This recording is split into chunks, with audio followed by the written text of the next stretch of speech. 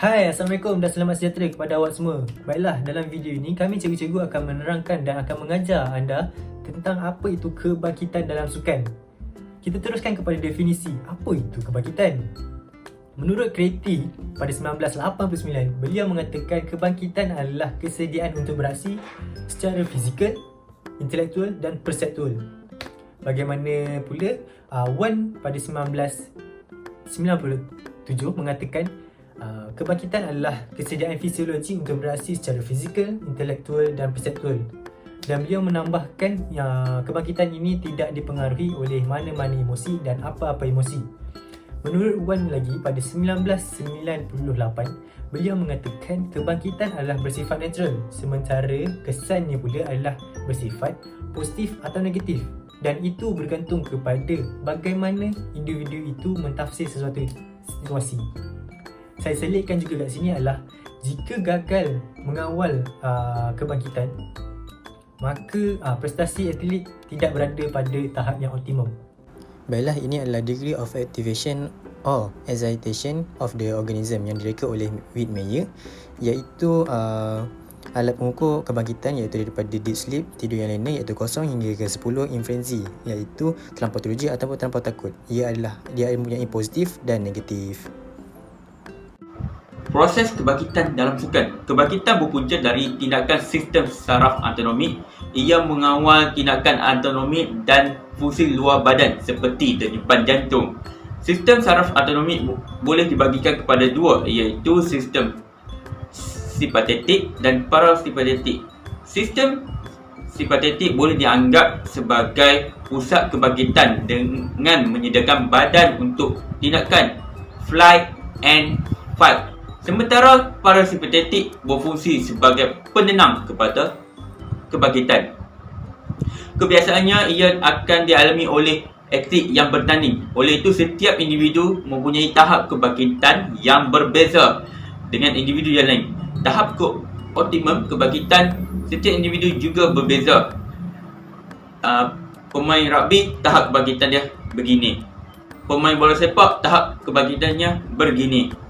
Sekiranya sistem simpatetik meningkat, maka tahap kebangkitan individu juga akan meningkat melebihi tahap optimum.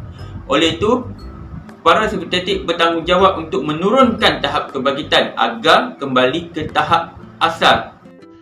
Seterusnya, kita akan bergerak ke tahap optimum kebangkitan. Menurut Cox tahun 1998, kebangkitan boleh diletakkan dalam satu kontinuum yang terdiri daripada tidur lena yang terlampau sehinggalah kepada keseronokan.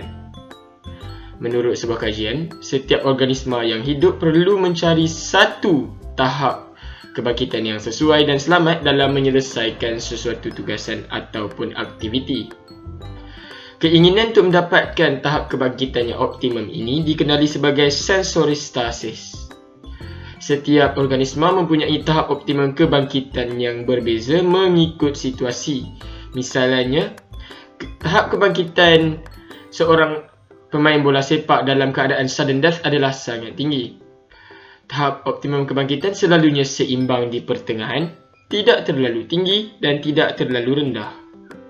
Baiklah, kita akan teruskan kepada instrumen kajian dan indikator kebangkitan yang digunakan untuk menguji kebangkitan dalam sukan.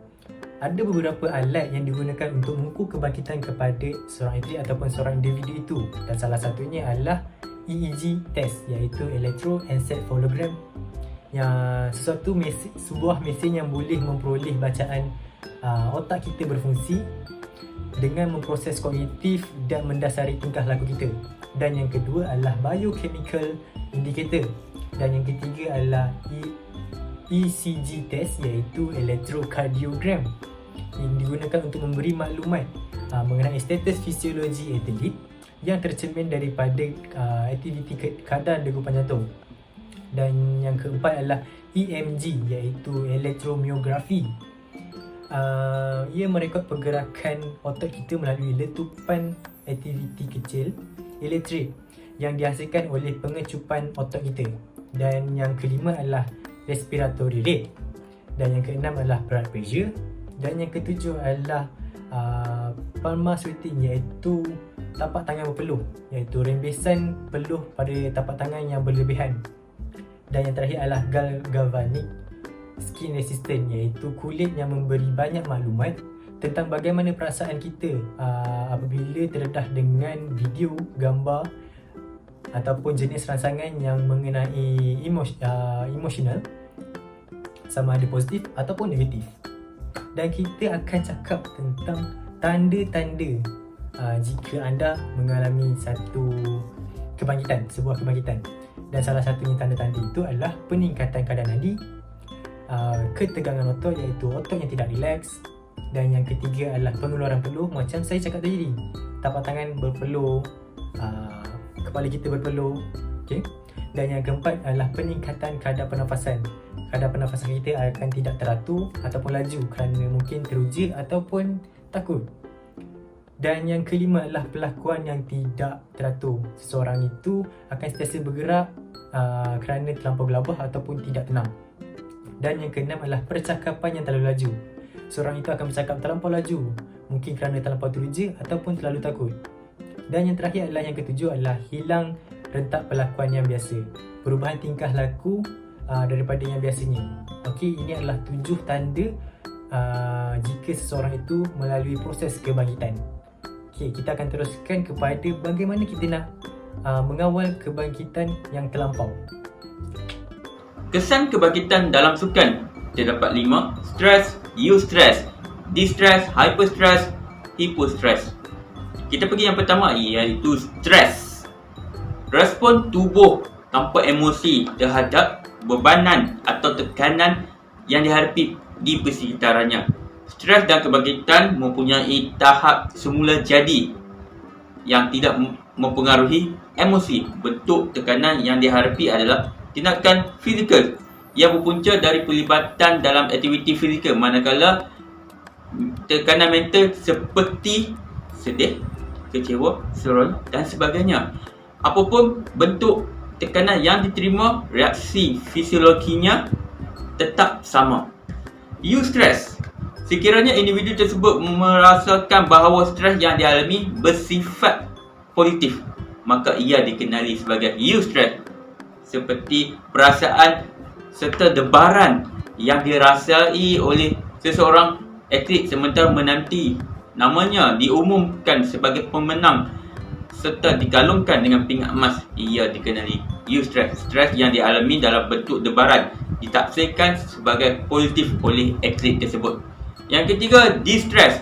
Distress bersifat negatif yang mana individu tidak mampu menghadapi tekanan atau bebanan di persekitarannya. Individu merasakan bahawa beliau tidak mampu untuk menghadapi bebanan atau tekanan tersebut. Yang keempat, hyperstress. Keadaan stres seseorang melampaui kemampuan untuk menanganinya, menyebabkan seseorang menjadi kaku dan tidak memberi reaksi. Contoh, saya mempunyai hyperstress. Saya melebih-lebihkan, tidak mampu mengatasi, saya akan menjadi kaku dan tidak boleh memberi respon. Dan yang terakhir, hypostress. Jumlah atau bentuk stres yang dialami secara tidak langsung merangsang atau membimbangkan individu tersebut. Hasilnya ialah kebosanan akan berlaku. Cara mengatasi kebangkitan yang melampau. Terdapat beberapa teknik yang berkesan dalam membantu para atlet menangani isu kebangkitan melampau, antaranya kawalan pernafasan, progressive muscular relaxation ataupun PMR, latihan autogenik, imagery dan juga penetapan matlamat. Kita telusuri satu persatu. Pertama sekali, kawalan pernafasan. Teknik ini sangat penting untuk dipraktikkan dalam satu aktiviti sukan, di mana keadaan ini penting di mana seseorang atlet dalam keadaan tenang dapat menumpukan perhatian sepenuhnya dalam pertandingan dan juga sebaliknya. Bagi progressive muscular relaxation, ia digunakan bagi mengurangkan kawalan perasaan secara psikologikal yang berkait rapat dengan peningkatan kebimbangan somatik. Bagi latihan autogenik pula, Prosedur latihan yang diasaskan oleh Johannes Schultz pada tahun 1959 ini akan menghasilkan rasa tenang dan relaksasi yang hadir, diikuti dengan kehangatan dan berat kepada otot yang sudah rileks. Bagi imagery merupakan istirahat secara saintifik yang dikenali sebagai tindak balas istirahat yang dipopularkan oleh Herbert Benson pada tahun 1974. Ia menggunakan elemen meditasi tetapi mengenepikan sebarang elemen dan juga aktiviti berbaurkan keagamaan. Bagi yang terakhir sekali, penetapan matlamat. Penetapan matlamat merupakan satu penyelesaian yang efisien bagi menaikkan semangat atlet atau tahap kebangkitan fisiologi atlet atau pasukan. Matlamat yang realistik dan berkesan harus disasarkan untuk meningkatkan kebangkitan dan motivasi atlet. Matlamat yang bersifatkan pencapaian seperti perlu memecahkan rekod kebangsaan harus dielakkan. Sebaliknya, perlu kepada matlamat yang berorientasikan proses ataupun pencapaian terbaik atlet terbabit. Bagi aktiviti pembelajaran abad ke-21, kami akan menggunakan teknik Trade a Problem.